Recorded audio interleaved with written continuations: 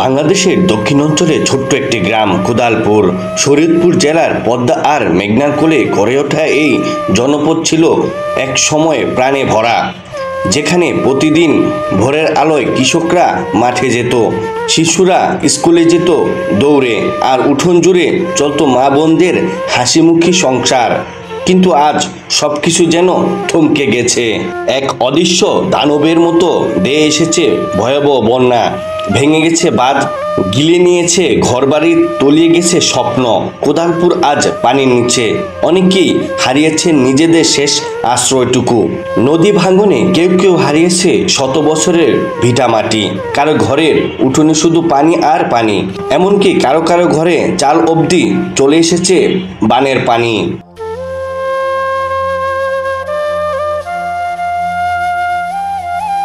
যেখানে একসময় বাজত স্কুলের ঘন্টা, সেখানে এখন কেবল নীরবতা।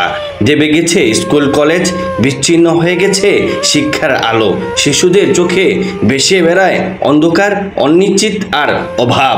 বন্যার পানি শুধু ঘরবাড়ি নয়, সাথে নিয়ে যাচ্ছে গরু, ছাগল, হাঁস, মুরগি, এমনকি মাঠের ফসল, যা দিয়ে চলত পুরো পরিবারের খাবার। এই হারানোর কোনো কিছুই প্রতিদান নেই।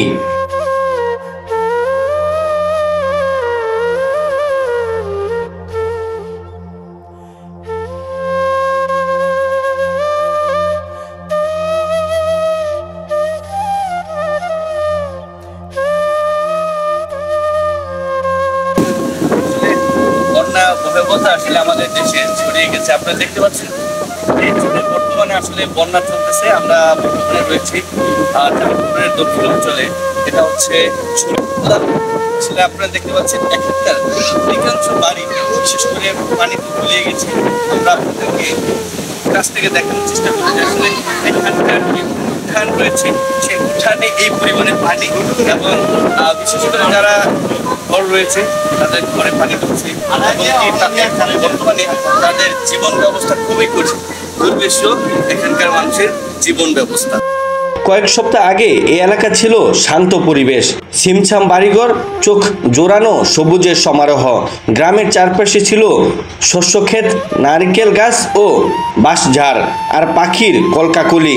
খালের পাশে বসে বিকেলবেলা অনেকেই আড্ডা দিতেন, শিশুরা দৌড়ঝাঁপ করত মাঠে।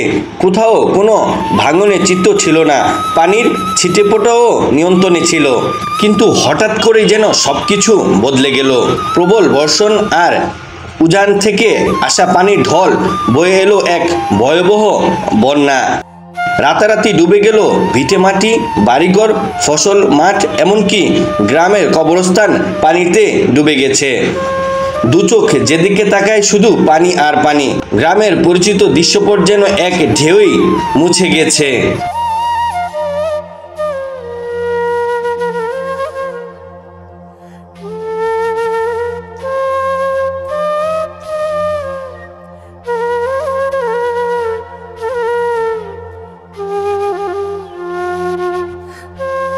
বন্যায় সবচাইতে বেশি ক্ষতিগ্রস্ত হয়েছে কৃষক পরিবার। পুরো মৌসুমের ধান, সবজি আর গবাদি পশুর খাদ্য ধুয়ে নিয়ে গেছে পানি। বহু পরিবার এখন আশ্রয়হীনে ভুগছেন।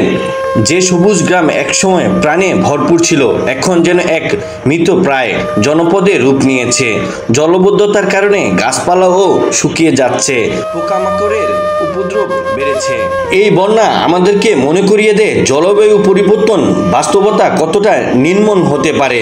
ভবিষ্যতের জন্য পরিকল্পনা করতে না পারলে এমন দুর্যোগ আরও ঘন ঘন ফিরে আসতে পারে, এবং এর খেসারত দিতে হবে গ্রামের সেই নিরপরাধ মানুষগুলোকে, যারা শুধু শান্তিতে বাঁচতে চেয়েছিল।